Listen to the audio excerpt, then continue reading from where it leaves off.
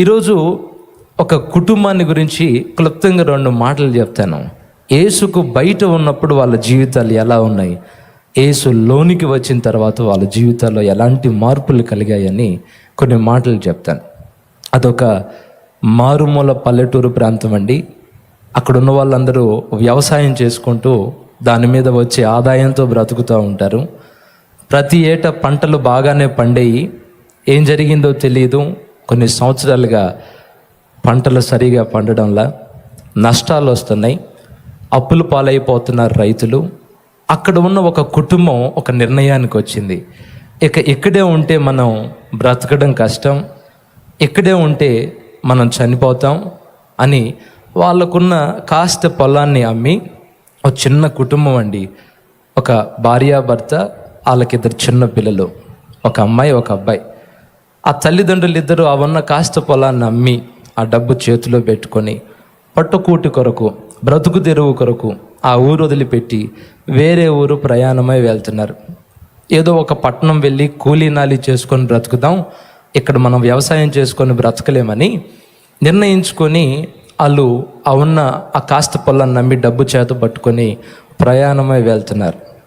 వాళ్ళు ట్రైన్ ఎక్కారు, రైల్వే స్టేషన్కి వెళ్ళారు, టికెట్ తీసుకున్నారు, లగేజీ సర్దుకున్నారు. ఆ నలుగురు, ఇద్దరు చిన్నపిల్లలు, ఇద్దరు తల్లిదండ్రులు రైల్వే స్టేషన్కి వెళ్ళి టికెట్ తీసుకొని ట్రైన్ ఎక్కారు. అయితే లోపల కూర్చోవడానికి ప్లేస్ లేదు, జనం కిక్కిరిసిపోయి ఉన్నారు. అందుకని వాళ్ళకు చోటు లేక, మనం ట్రైన్లో ఎక్కుతాం చూడండి, భోగికి ఎంట్రన్స్ ద్వారాలు ఉంటాయి కదా, అక్కడ ఇరుక్కొని నలుగురు లగేజీ పెట్టుకొని కూర్చున్నారు. ప్రయాణం మొదలైంది. 2-3 రోజులు ప్రయాణం, అది 2-3 రోజులు పోతుంది. వాళ్ళు చాలా దూరం ప్రయాణం పెట్టుకున్నారు. అయితే అక్కడ వాతావరణం కరెక్ట్గా లేక వచ్చిపోయే వాళ్ళు, ఆ బాత్రూమ్లు ఉంటాయి, అక్కడున్న కాలుష్యం వల్ల అక్కడే తింటాం, అక్కడే బాత్రూమ్లు పక్కన. మొత్తానికి ఏం జరిగిందో తెలియదు, ఆ ఇంటి యజమానుడు రోగగ్రస్తుడైపోయాడు, సడన్గా బలహీన పడిపోయాడు. ఏం జరుగుతుందో అర్థం కావట్లేదు. అక్కడున్న రైల్వే అధికారులకి ఆ తల్లిపోయి చెప్పింది, అయ్యా మా ఆయన పరిస్థితి బాగోలేదు, ఒకసారి చూడండి అని అంటే, రైల్వే అధికారులు వచ్చి ఆ నలుగురిని బయటికి దించి ఆ రైల్వే స్టేషన్లో డాక్టర్లను పిలిపించి చెకప్ చేయిస్తే ఏమని రిపోర్ట్ వచ్చిందంటే, అతనికి కలరా వ్యాధి సోకింది. ఏ వ్యాధి? కలరా వ్యాధి. ఆ మధ్య కరోనా వచ్చింది చూడండి, కరోనా వస్తే ఎంత భయపడిపోయామో, ఆ రోజుల్లో కలరా వస్తే అంత భయపడిపోయేవాళ్ళు. అది కూడా అంటువ్యాధే. డాక్టర్లు చెక్ చేసి ఇతనికి కలరా సోకింది, ఇక ఇతను మనుషులతో ఉండకూడదని, ఆ స్టేషన్ ఏదో కూడా వాళ్ళకి తెలీదు. అతనికి కలరా వచ్చిందని తెలిసిన తర్వాత వెంటనే అతన్ని తీసుకెళ్ళి క్వారంటైన్లో పెట్టారు. అతను తీసుకెళ్ళి ఏదో ఒక షెడ్లో పెట్టేశారు, కాంపౌండ్ ఉంది. భర్తను బట్టికి లోపలికి తీసుకెళ్ళి ఆ భార్య పిల్లల్ని వదిలేశారు. భార్య అంటది, ఏమండి ఈ ఊరిలో మాకు తెలిసిన వాళ్ళు ఎవరు లేరు, మా ఆయనతో పాటు ఆ మంచం పక్కనే మేము ఉంటాము, మమ్మల్ని లోపలికి పంపించండి అంటే డాక్టర్లు చెప్పారమ్మా, నీకు తెలియంది ఏముంది, మీ ఆయనకు వచ్చింది, నీ భర్తకు వచ్చింది కలరా. అక్కడే ఉంటే నువ్వు బలహీనపడతావు, పిల్లలు బలహీనపడతారు, మొత్తం చచ్చిపోతారు. కాబట్టి నిన్ను లోపలికి పంపించాం, ఎక్కడో నువ్వు దిక్కున్న చోట పోయి ఉండి తర్వాత రా అంటే, ఎంత బతికినన్నా ఆమెను లోపలికి పంపించలే. ఊరు కాని ఊరు. ఆ దేశంలో మంచు భయంకరంగా పడుద్ది.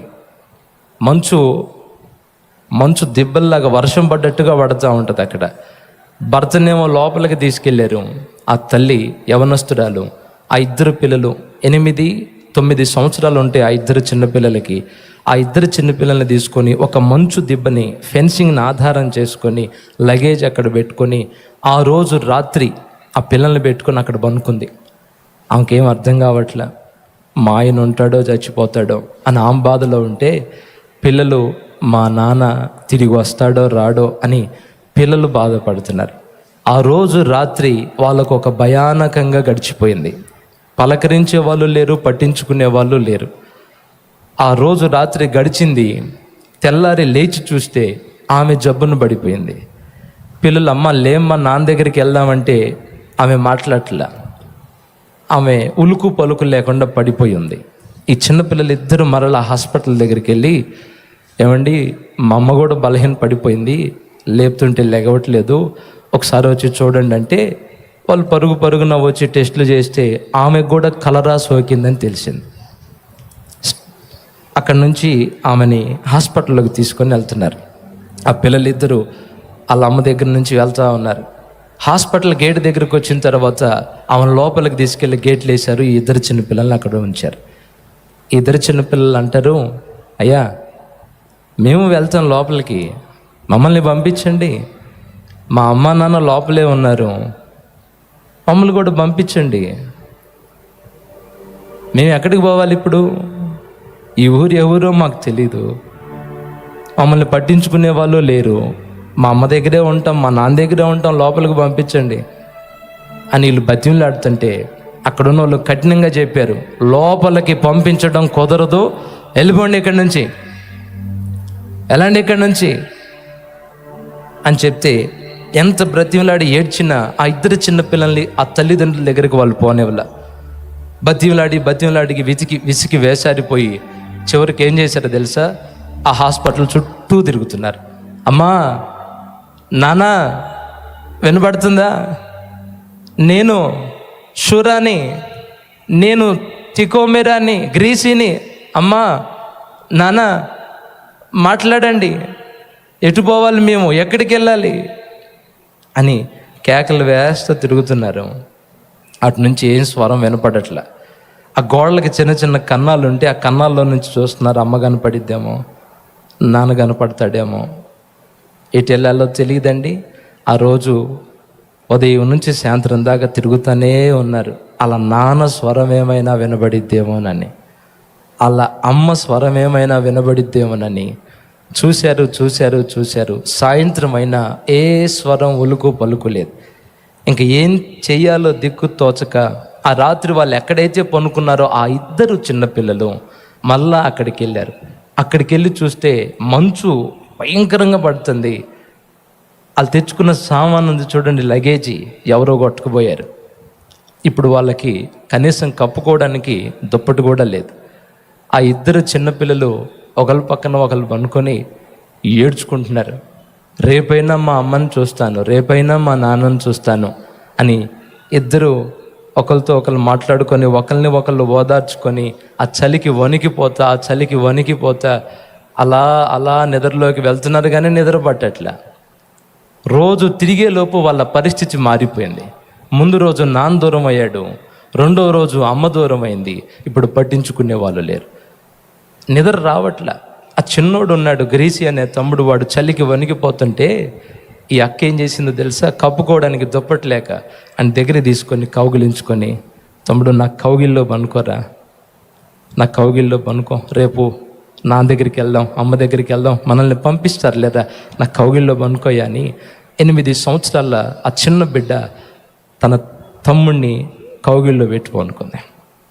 ఉదయాన్నే ఎప్పుడో 4-5 నిద్ర పట్టింది.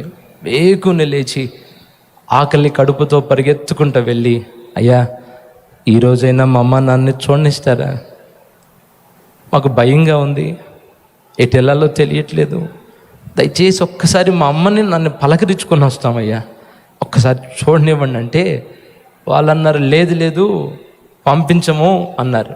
మీరు వెళ్తే చచ్చిపోతారు, మీకు అర్థం కావట్లేదు, మీ ప్రాణాలు పోతాయి అని అంటే ఈ చిన్నపిల్లలు ఇద్దరు వచ్చి దాని మాటలతో ఏమన్నారో తెలుసా, అయ్యా మా అమ్మ నాన్న బ్రతుకుంటే బ్రతుకుంటాం, వాళ్ళు చచ్చిపోతే వాళ్ళతో పాటు చచ్చిపోతాం, వాళ్ళు చనిపోయి మేము బ్రతుకుండి ఏం చేయాలి, మేము ఎక్కడికి వెళ్ళాలి, పర్వాలేదు, వాళ్ళు చచ్చిపోతే వాళ్ళతో పాటు మేము చచ్చిపోతాం, మమ్మల్ని పోనివ్వండి బాబు, మాకు ఇక్కడ ఎవరు తెలీదు, మాకు భయంగా ఉంది, ఆకలిగా ఉంది, మా అమ్మ నాన్నకి ఏమైందో తెలియదు, మమ్మల్ని పోనివ్వండి అయ్యా అంటే ఆ గాడ్డు గుండె పగిలిపోయే మాట ఒకటి చెప్పాడు.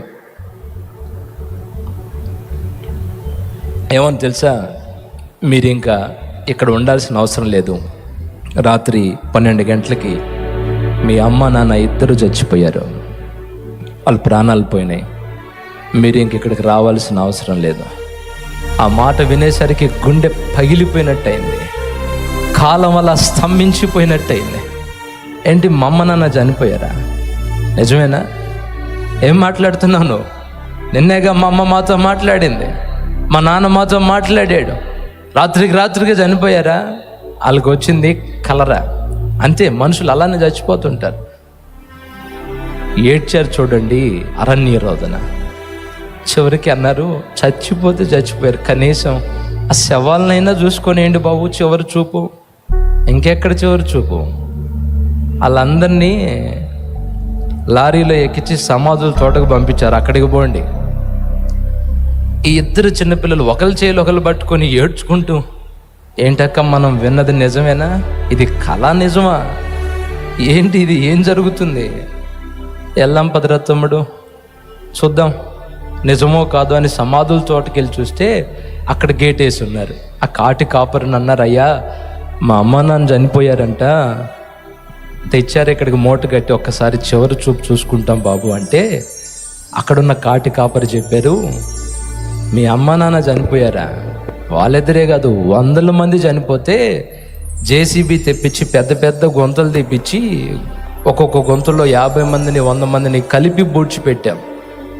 సపరేట్ సమాధులు పెట్టడానికి 100 మంది చచ్చిపోతున్నారు.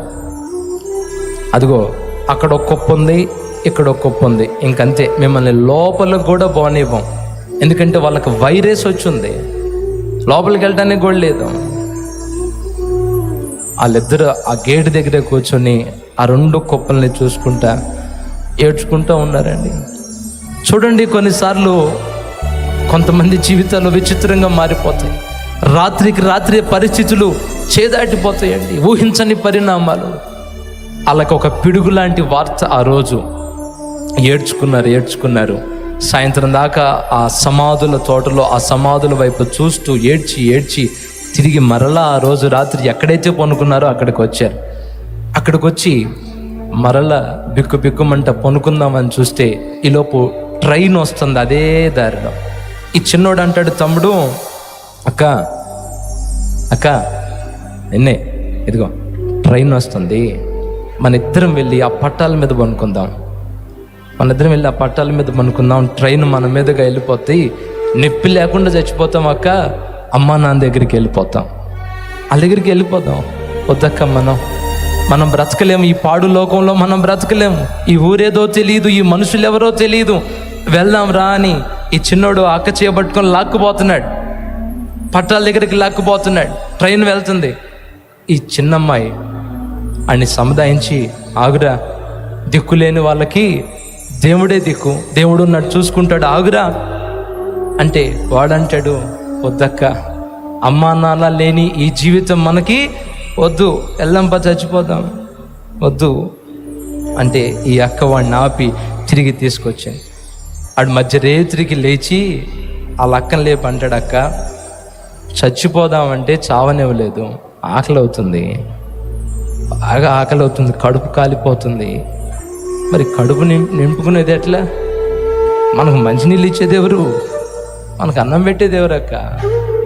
మంచిగా ట్రైన్ పోయింది, ఎప్పుడు వచ్చిందో తెలియదు, రాత్రే అప్పుడే చచ్చిపోయి ఉండేవాళ్ళం, ఆకలి అవుతుంది బాగా, ఏం చేయమంటావు?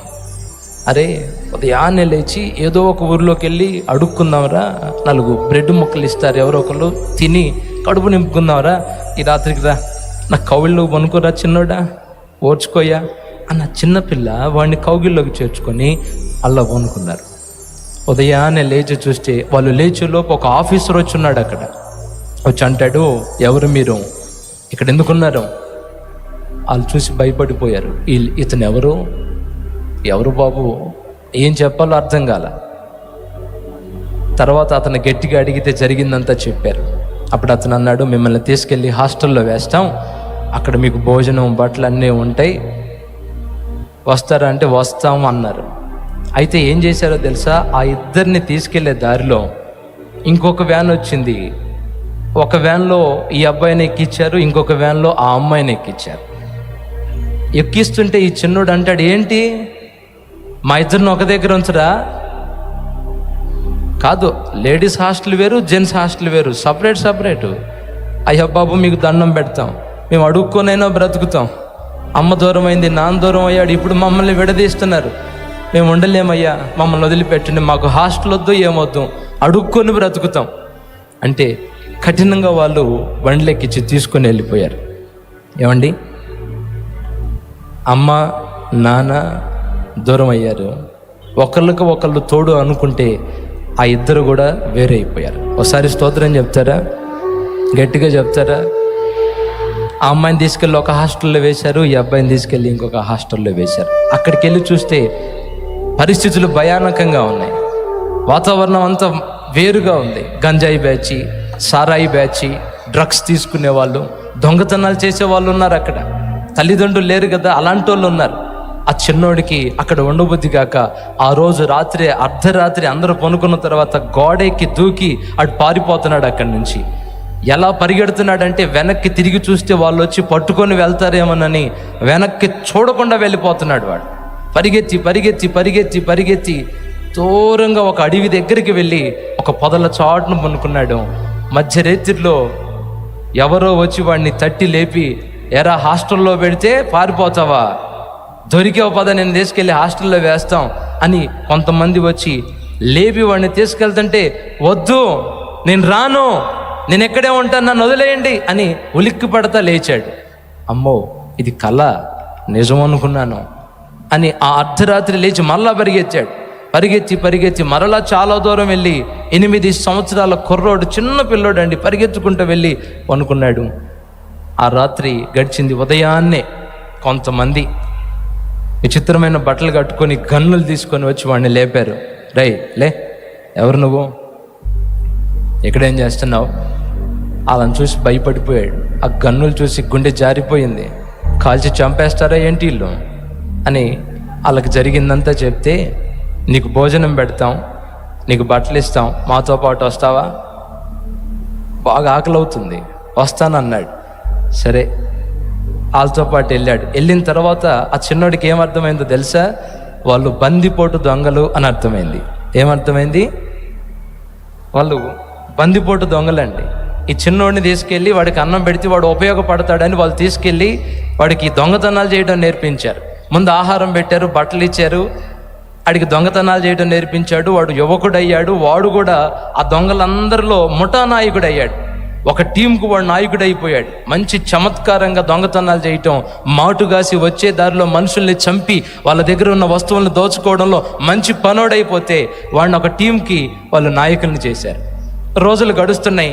ఒక 18-19 ఏళ్ళ వయసు వచ్చినప్పుడు మంచి యవన ప్రాయంలో దొంగతనాలు చేస్తా, మనుషుల్ని చిత్రవద చేస్తా బ్రతుకుతున్నాడు. ఇక కొద్ది మాటలు చెప్పి ముగిస్తాను. ఒకరోజు ఒక ఇద్దరు బాటసారులు అటు వెళ్తుంటే ఈ ముఠా వెళ్ళి వాళ్ళని కొట్టి వాళ్ళ దగ్గర ఉన్న వస్తువులన్నీ దోచుకున్నారు. దోచుకున్న తర్వాత వాళ్ళిద్దరు అన్నారు, అయ్యా మా దగ్గర ఉన్నవన్నీ తీసుకున్నారు కదా, మమ్మల్ని వదిలిపెట్టండి, మా ప్రాణాలు తీమాకండి. అంటే వీళ్ళల్లో వీళ్ళు మాట్లాడుకొని వీళ్ళని వదిలేస్తే మనల్ని కేసులు పెట్టి అప్పగిస్తారు, వదలకూడదని గన్నులు తీసుకొని దయాదాక్షిణ్యం లేకుండా ఇతన్ని కాల్చి చంపారు. వాళ్ళకి భుజానికి సంచులు ఉంటే అందులో ఏమైనా ఉంటాయేమోనని చెప్పి అవి తీసుకొని చూస్తే ఏమి లేవు, పుస్తకాలు ఉన్నాయి. వాటిలో ఒక 2 పుస్తకాలు ఉన్నాయండి. ఒక దాని పేరు క్రొత్త నిబంధన, ఒక దాని పేరు విశ్వాస యాత్ర. కొట్టు కొట్టు గట్టిగా.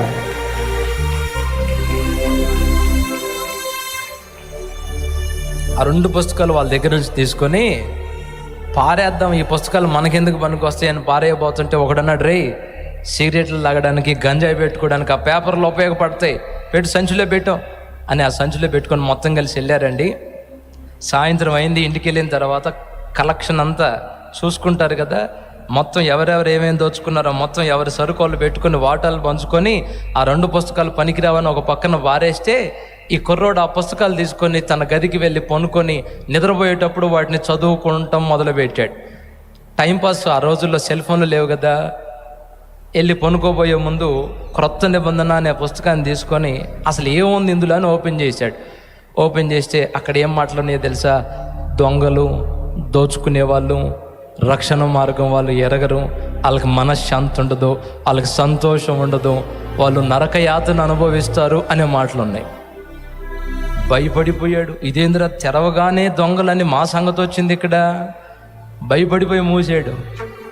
ఇదేంటి మా స్టోరీ వచ్చింది అని మళ్ళా కాసేపు ఆగి మళ్ళా ఓపెన్ చేస్తే కొరింథీ పత్రికలో ఉన్న మరికొన్ని మాటలు, దొంగలు, దోచుకున్నవారు, నరహంతకులు మండుచున్న అగ్నిగుండంలోనికి వెళ్ళి పడతారు. అమ్మో బాబు నాయన, ఇదేదో మంత్రాల పుస్తకంలాగా ఉంది, ఎటు తిప్పి ఓపెన్ చేసినా నా గురించే మాట్లాడుతుంది ఈ పుస్తకం అని భయపడిపోయి మరలా కాసేపు అట్లా పక్కన పెట్టి అసలు ఈసారి ఏమొచ్చిందా అని చెప్పి ఓపెన్ చేస్తే జక్కయ్య స్టోరీ వచ్చిందండి. యేసయ్య అన్నాడు, జక్కయ్య చెట్టు దిగిరా అని అంటే జక్కయ్య అన్నాడు, అయ్యా నేను దోచుకున్నదంతా, అక్రమంగా నేను సంపాదించిందంతా అందరికీ ఇచ్చేస్తాను, నేను మారిపోతానయ్యా అన్న మాటలు చదివాడు. ఇదేంటి బైబిల్, ఏం పుస్తకం ఇది? అంత మోటా దొంగల గురించే ఉంది. ఏం పుస్తకం ఉంది ఇది? అంత దోచుకునే వాళ్ళ గురించే ఉంది అని మళ్ళా మూసి కాసేపు ఆలోచనలో పడి అసలు ఏంట్రా ఈ పుస్తకం, ఎటు తిప్పినా మా సంగతే వస్తుంది, మా ఫీల్డ్కి సంబంధించిన మాటలే వస్తున్నాయి అని మరలా క్లోజ్ చేసి కాసేపు ఆగిన తర్వాత ఈసారి ఓపెన్ చేస్తే సన్నివేశం ఎక్కడ ఓపెన్ అయిందో తెలుసా బైబిల్లో? యేసయ్య కలువరి సిలువలో ఉన్నాడు. అటొక దొంగ, ఇటొక దొంగ. ఇటు పక్కన్న దొంగ అంటాడు, అయ్యా నీ రాజ్యంలో నన్ను చేర్చుకో. యేసయ్య అంటాడు, నేడు నీవు నాతో కూడా పరదైసులో ఉంది. ఆ మాటలు చదివి తాకబడి ఆ రోజు రాత్రి నిద్రపోలా. ఎప్పుడో లేట్ అయింది, బాగా లేట్ అయిన తర్వాత ఆ కుర్రోడు నిద్రపోయాడండి. లేట్ నైట్ నిద్రపోయి ఉదయాన్నే లెగవల.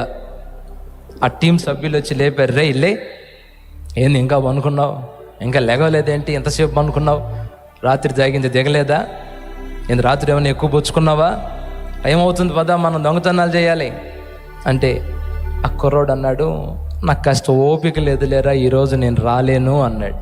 సరే మనోళ్ళు చలిమంట వేసారా, కాసేపు కూర్చుందు కానీ వెళ్ళి ఆ చలిమంట దగ్గర కూర్చుంటే ఆ నలుగురు అంటున్నారు, అడేంట్రా అలా ఉన్నాడు, రాత్రి తాగింది దిగలేదా, ఏంది అంత డల్గా ఉన్నాడు వాడు, రేయ్ ఏంది అలా ఉన్నావు, ఏం డల్గా ఉన్నావు, బాగలేదా? కాదురా, రాత్రి మనం ఇద్దరిని నిన్న చంపి పుస్తకాలు తెచ్చుకున్నామే, ఒక పుస్తకం చదివాను, ఆ చదివిన కాడ నుంచి నాకు నిద్ర లేదు, మనశ్శాంతి లేదు, గలిబిలైపోయాను, అందుకే నాకు రాత్రి అంతా నిద్ర లేదు అన్నాడు. అవునా, ఏం పుస్తకం తీసురాప? అది తెచ్చి చూపిస్తే దాని మీద కొత్త నిబంధన ఉంది. ఆ నలుగురిలో ఒకడు అన్నాడు, అక్కడున్న వాళ్ళు, అరే ఇది యేసు ప్రభువుకు సంబంధించిందిరా, చిన్నప్పుడు మా అమ్మ చర్చికి వెళ్ళేటప్పుడు మా ఇంట్లో ఉండేది, ఇది క్రొత్త నిబంధన పుస్తకం, చర్చికి వెళ్ళే వాళ్ళు తీసుకొని వెళ్తారు, ఇది అర్జెంటుగా దాన్ని తీసుకెళ్ళి మంటల్లో వేయరా. ఎందుకు? వాడిని చూడు ఎంత పని చేసిందో, రాత్రి నిద్ర లేకుండా చేసింది ఆ పుస్తకం, మంటల్లో వేయండి. ఆయన అన్నాడు, అయ్యా మంటల్లో వద్దు, ఈ రోజు నుంచి నేను మారిపోతున్నాను, మీతో పాటు దొంగతనాలు చేయడానికి నేను రాను.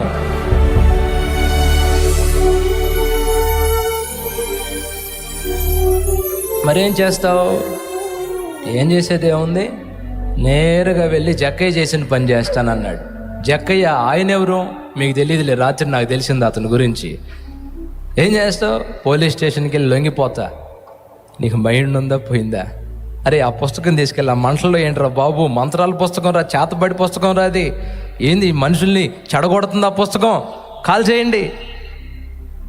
లేదు ఈ పుస్తకం ఈయన బాబు, మీరు కూడా దొంగతనాలు చేయటం మానుకోండి, మీరు కూడా మారు మనసు పోతుందండి, నరకానికి వెళ్ళి పడతాం, పాప జీవితంలో ఉంటే పాడైపోతాం, మీరు కూడా మారండి అంటే ఫస్ట్ విశ్వాస అనేవాడు ఉన్నాడు చూడు, చిన్నప్పుడు మా అమ్మ దగ్గర ఉందన్నాడే వాడు అన్నాడు, అరే నేను కూడా ఈ రోజు నుంచి మారిపోతున్నాను, దొంగతనాలు చేయండిరా, నేను కూడా వీటితో పాటు పోయి లొంగిపోతాను.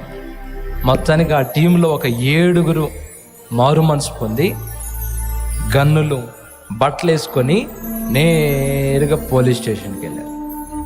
పోలీస్ స్టేషన్కి వెళ్ళి, బాబు మేము బందిపోటు దొంగలం, చాలామందిని కొట్టాము, తిట్టాము, చాలామందిని చంపాము, కానీ ఈరోజు మేము లొంగిపోవాలి అని అనుకుంటున్నాం, ఎంతోమందిని చంపాం, మమ్మల్ని ఏం చేస్తారో చెయ్యండి, మేము లొంగిపోతున్నాం అని అంటే ఆ పోలీస్ ఆఫీసర్ అన్నాడు, ఎందుకని మీరు లొంగిపోవాలని అనుకుంటున్నారు?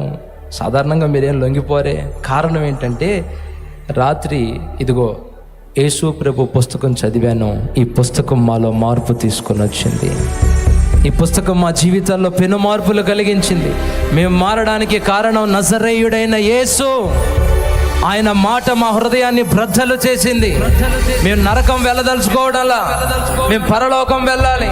మేము చేసిన పాపాలు ఒప్పుకుంటున్నాం, మీ ఇష్టం వచ్చింది చేసుకోండి. మా మార్పుకు కారణం ఇదిగో క్రొత్త నిబంధన. మొత్తాన్ని కేసు అంతా రాసుకొని కోర్టులో ప్రవేశపెట్టి జడ్జి గారు స్టోరీ అంతా విని వీళ్ళకి యావజ్జీవ కారాగార శిక్ష విధిస్తున్నాను అన్నాడు. అక్కడున్న ఒక లాయర్ అన్నాడు, ఏమండి వాళ్ళంతటి వాళ్ళు ఒప్పుకున్నారు కదా, క్షమాభిక్ష పెట్టి వదిలేయచ్చు కదా, మనమేం పట్టుకోలేదు కదా, వాళ్ళే వచ్చి లొంగిపోతున్నారు కదా, మారిన వాళ్ళకి ఎందుకండి శిక్ష వేయడం అంటే, లేదు చట్టం ఎవరికి చుట్టం కాదు, శిక్ష పడాల్సిందే. వీళ్ళంతటా వీళ్ళు ఒప్పుకున్నారు కాబట్టి యావజ్జీవం వద్దు, ఒక్క 10 సంవత్సరాలు జైలు శిక్ష అయిపోయింది. తీసుకెళ్ళి వాళ్ళని జైల్లో వేశారు. వాళ్ళు జైల్లోకి వెళ్ళిన తర్వాత ఏమండి, జైల్లోకి వెళ్ళిన తర్వాత కొత్త వాళ్ళు లోపలికి వెళ్తే ఏం అడుగుతారు మీరు చెప్పండి? ఏంది మన కేసు ఏంది? గొంతులు కోసావా, కాళ్ళు ఎర్రగొట్టావా, మానభంగం చేసావా, ఏంటి నీ కేసు? ఏగా అడిగేది? ఇంకేమైనా బాగున్నావా అని అడుగుతారా? జైల్లో అడిగేది ఇవే కదా. ఏంటి నీ కేసు అంటే, ఇదిగో మేము బందిపోటు దొంగలం, ఇంతమందిని చంపాము, ఇది కదా. మరి ఎలా మిమ్మల్ని పోలీసులు పట్టుకున్నారు? వాళ్ళెవరు పట్టుకోలే, మేమే మా అంతటా మేము లొంగిపోయాం. అదేంటి? ఇదిగో క్రొత్త నిబంధన యేసు మాటలు మమ్మల్ని దర్శించాయి అని మొత్తం సువార్త చెప్తే ఆ రోజు నుంచి అది జైల్లాగా లేదు. వీళ్ళ మాటలు విన్న ఒక్కొక్కరు యేసు ప్రభువుని నమ్ముకొని క్రమశిక్షణలోనికి వచ్చారు. అది ఒక ప్రార్థనా మందిరంలాగా మారిపోయిందండి. పట్టుగట్టిగా చప్పట్లో, పట్టుగట్టిగా మొత్తం ప్రార్థన చేసుకుంటున్నారు. పోలీసులకు అసలు పనే లేకుండా పోయింది. అక్కడ క్రమంగా ఉంటున్నారు. ఆ దేశంలో ఏదో ఒక పండుగ వచ్చింది, సత్ప్రవర్తనతో ఉన్న వాళ్ళని విడుదల చేయాలి, పేర్లు ఎవరైతే మంచిగా ఉన్నారో పేర్లు చెప్పండి అంటే ఈ 7 పేర్లు ఫస్ట్ లిస్ట్లో వచ్చినాయి. 2-3 సంవత్సరాల్లోనే వాళ్ళకు విడుదల కలిగి 10 సంవత్సరాల్లో కూడా జైల్లో లేరు. 2-3 సంవత్సరాల్లోనే బయటకు వచ్చారండి. బయటకు వచ్చారు. ఇక 2 మాటలు ఒక 5 నిమిషాల్లో నేను ముగిస్తాను. బయటకు వచ్చిన తర్వాత ఎటోళ్ళు అటు వెళ్తున్నారు. ఫస్ట్ 2 మారారని చెప్పానే, ఆ 2 ఒకరితో ఒకరు మాట్లాడుకున్నారు. ఎటు వెళ్తావు?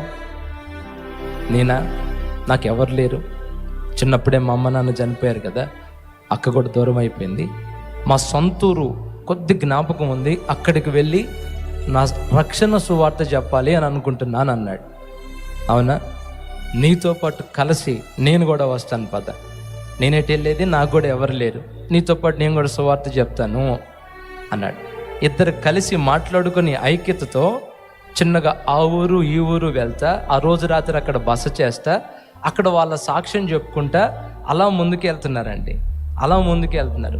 ఎవరైనా విశ్వాసులు ఉంటే వాళ్ళ ఇళ్లల్లో బస చేస్తా, సంఘాల్లోకి వెళ్ళి వాళ్ళ రక్షణ సువార్త చెప్తా, వాళ్ళ ఊరు ప్రయాణమై వెళ్తున్నారు. అలా ప్రయాణమై వెళ్తూ ఒక రోజు రాత్రి ఒక ఊరికి వెళ్ళి ఆ ఊరిలో ఏమని అడిగారంటే, అయ్యా ఇక్కడ ఎవరైనా యేసు ప్రభువుని నమ్ముకున్న కుటుంబం ఉందా అంటే, ఊరు చివర ఒక ఇల్లు ఉంది, అక్కడ యేసు ప్రభువుని నమ్ముకున్న ఒక అమ్మాయి ఉంది, ఆ ఒక్కిళ్ళేనయ్యా మా ఊర్లో యేసు ప్రభువుని నమ్ముకున్న వాళ్ళు అంటే, నేరుగా ఆ రోజు రాత్రి ఆ ఇంటికి వెళ్ళారు. అక్కడ చీకటి పడుతున్న ఆ సమయంలో ఒక యవనస్తురాలు ఇల్లు ఉడ్చుకుంటా శుభ్రం చేసుకుంటా ఉంటే వీళ్ళు ఎదురెళ్ళి, అమ్మ వందనాలు తల్లి. ఎవరు కొత్త వాళ్ళు వందనాలు చెప్తున్నారండి, వందనాలండి అంది. మేము ఇలా విశ్వాసులు యేసు ప్రభువుని నమ్ముకున్నాం, ఈరోజు రాత్రి మీ ఇంట్లో ఉండటానికి ఏమైనా చోటు ఉందా అంటే, యేసు నామంలో మా ఇంటికి వచ్చే ప్రతి ఒక్కరికి మా ఇంట్లో చోటు ఉంది, మీరు ఉండవచ్చు, మేము భోజనం పెడతాం. ఎందుకు చప్పట్లు కొట్టారు? ఏదో మీకు అనిపించింది. సరే, ఇంట్లోకి వెళ్ళారు, ఆమె టీ పెట్టించింది, ఆ లాయన్ని పిలిచింది. ఆ ఇంట్లో 2 చిన్నపిల్లలు ఉన్నారు, వాళ్ళు ఒక 4 కుటుంబం.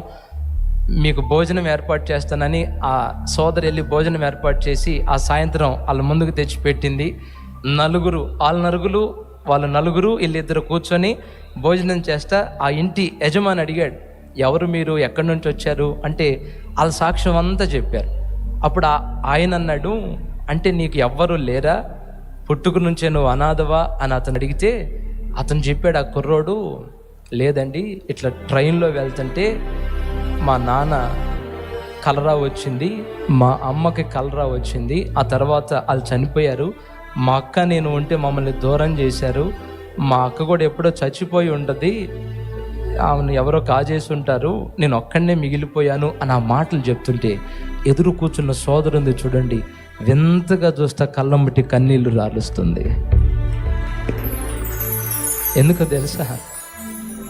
ఏడుస్తా ఏమని పిలిచిందో తెలుసా? రేయ్ గ్రేసీ, నువ్వేనా?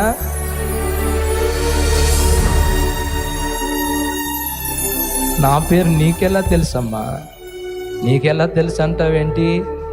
మీ అక్కని నేనేరా, మీ అక్కని నేనేరా. ఎప్పటి నుంచో ప్రార్థన చేస్తున్నాను రా నీ కోసం. అయ్యా మా తమ్ముడు ఎక్కడున్నా క్షేమంగా ఉండాలి, వాడు తిరిగి రావాలయ్యా, నీ కొరకు ప్రార్థన చేస్తున్నాను రా. వస్తావా అనుకోలే, ఇలాంటి దృశ్యం చూస్తానని అనుకోలే నేను. యేసయ్యా నువ్వు ఉన్నావు తండ్రి అని ఏమంటే అతను అక్కడే కొప్పలా కూలబడి గుండెలు బాదుకుంటూ, యేసయ్యా నా అక్క దగ్గరికి నన్ను చేర్చావు, నా బ్రతుకు మార్చావు, నీకు స్తోత్రాలయ్యా, నీకు వందనాలు తండ్రి. ఆ రోజు రాత్రి అండి,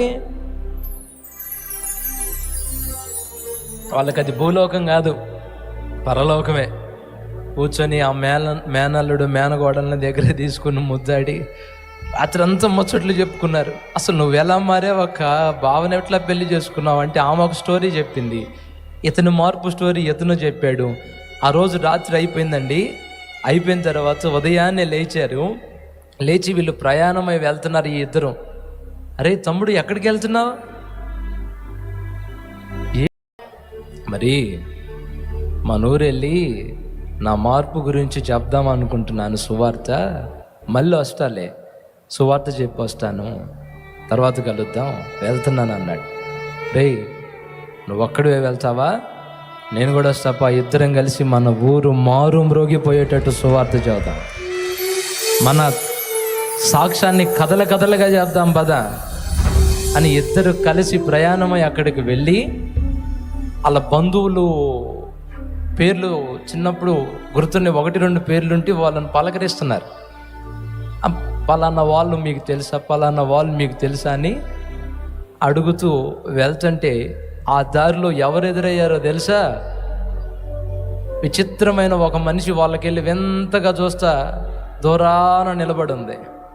వాళ్ళు అడిగారు, ఆమె దగ్గరికే వెళ్ళి అడుగుతున్నారు ఈ ఇద్దరు, అమ్మ పలానా తాలూకా వాళ్ళు ఎవరైనా మీకు తెలుసా? ఎందుకయ్యా వాళ్ళ గురించి ఎందుకు అడుగుతున్నారు? కాదులే, మేము చిన్నప్పుడు ఈ ఊరు వదిలిపెట్టి వెళ్ళాం, మా అమ్మ నాన్న చనిపోయారు, మేము ఇట్లా పెద్దోళ్ళం అయ్యాం, మా తాలూకా ఎవరైనా ఉన్నారేమో ఒకసారి చూసి వెళ్దాం వచ్చాము, వాళ్ళు ఏమవుతారు మీకు? ఇట్లా ఆ చివర గుడిసెలో ఒక ఆమె ఉంది, వాళ్ళ ఇంటి పేరిటికి సంబంధించినామా, ఆమెకి ఏమైనా తెలిసేమో పోయి అడగండి అంటే వీళ్ళు నేరుగా ఊరి బయటికి వెళ్ళి తలుపు కొడితే ఓ సోదరు వచ్చింది. ఆ లోపల ఉంది ఎవరో తెలుసా? చనిపోయిందని చెప్పారే ఆమె బ్రతికి అక్కడ తలుపు తీసి నిలబడం. కొట్టు చప్పట్లు గట్టిగా. వీళ్ళు గుర్తుపట్టారు, ఆమె గుర్తుపట్ల.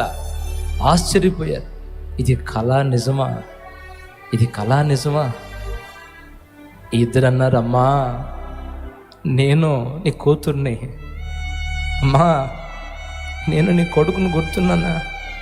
ఆమె కుప్పల్లా కూలిపోయి గుండెలు బాదుకొని, యేసయ్యా నా బిడ్డల గురించి ఎన్ని సంవత్సరాలు నేను ప్రార్థన చేశానయ్యా, ఎన్ని సంవత్సరాలు నా ప్రార్థన ఆలకించి నా బిడ్డల్ని నా దగ్గరికి క్షేమంగా తెచ్చావు.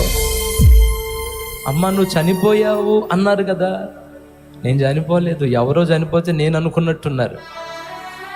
మొత్తం ముగ్గురు కలిసి ఆ ఊరంతా సువార్త చెప్పి చక్కగా దేవుళ్ళు ఆనందిస్తూ వాళ్ళ జీవితం సాగిపోయిందండి. చూడండి, యేసుకు బయట వాళ్ళ జీవితం నరకప్రాయంగా మారిపోయింది. యేసుకు దూరంగా ఉన్నప్పుడు వాళ్ళు నరకాన్ని అనుభవించారు. వాళ్ళ జీవితం నరకప్రాయంగా మారిపోయింది. ఎప్పుడైతే ఆ కుర్రోడు యేసు ప్రభు మాటలు విని మార్చుకొని యేసయ్యని తన హృదయంలోకి చేర్చుకున్నాడో ఆ రోజు అతని జీవితంలో పండుగ మొదలయ్యింది. కోల్పోయిన తన వారందరినీ తిరిగి దేవుడు తన దగ్గరికి చేర్చాడు. తన జీవితం, తన కన్నీళ్లు ఆనంద నాట్యంగా మారిపోయేటట్టు నా దేవుడు చేశాడు. దేవునికి మహిమ కలుగునుగాక. ఈరోజు ఎవరైనా పాప జీవితంలో ఉంటూ పాప శాప బంధకాలతో తరమబడుతూ మరణం నిన్ను తరుముతుంది, రోగాలు నిన్ను తరుముతున్నాయి, మాంత్రిక శక్తులు నిన్ను తరుముతున్నాయి, యేసు రెక్కలు చాచి నిన్ను పిలుస్తున్నాడు, రా రా. కోల్పోయిన నీ సమస్తాన్ని నేను నీకు తిరిగి తీసుకొచ్చి ఇస్తాను. పాడైపోయిన నీ అవయవాలను నేను తిరిగి బాగు చేస్తాను. మరణాన్ని నీ నుండి దూరం చేస్తాను, రా. కోడి తన పిల్లలను రెక్కల క్రిందకు పిలిచినట్లుగా నేను పిలుస్తున్నాను, రండి రండి. మీరు వచ్చారనుకో, ఇందాక మీరు విన్నారే ఆ కుటుంబ చరిత్ర, ప్రారంభంలో విషాదం, చివరిలో ఆనందం, పండుగ. మీ జీవితాల్లో అలాంటి పండుగ దినాలు ప్రారంభించబడతాయి. ఈ కూడికల్లోనే ఆ మార్పు మొదలవ్వబోతుంది.